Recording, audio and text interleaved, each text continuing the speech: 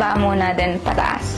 Sa pinakababa na tattoo ko is itong dahon. Nag-start akong nagpatattoo ng mga dahon-dahon dahil kay Neso ko. And dahil plantita din ako, marami kayong makikita na halaman sa katawan ko. So, heads up lang.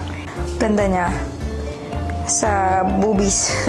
Ito yung sa pinaka-favorite ko na tattoo kasi ang cute-cute niya, halaman siya, and ang ganda. So, yung unang tattoo ko na pinakamalaki dito sa likod is yung halaman na nasa gitna. Fate can move mountains. Actually, that may S yan. My Lord, my God can move mountains, not mountain. Okay? So, sorry. Dapat lagyan ko yan ng S, huwag kayo mag-alala. Live by faith. Kaya ko siya dyan nilagay sa may batok kasi hindi ko siya makikita.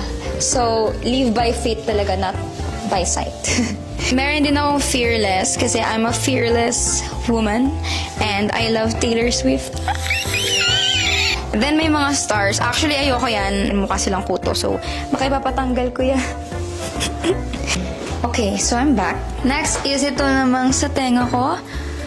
Ito actually yung isa sa pinakaunang tattoo ko. Actually, dalawa kasi sila nung pinatattoo ko. Down din. Sabi sa inyo, marami akong mga plantito dito eh. 2,000. Next is ito, si Boa Hancock ng One Piece. Then ito naman si Zoro. Siya ang pinaka-paborito kong lalaki sa balat ng anime world at manga world. Ito mga nasa kamay ko. Yan sila. Nasa gilid, Riva. Gusto ko sana palagay doon na Zainab. Yan, yung mga mahal ko sa buhay. Kaso baka maging noisy na. Halaman ulit.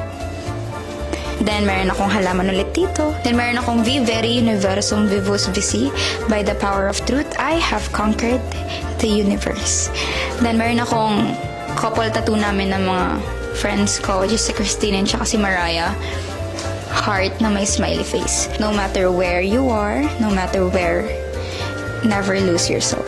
Last but definitely not the least, mga kaibigan, is hydrate. I hope you guys enjoy. Bye-bye!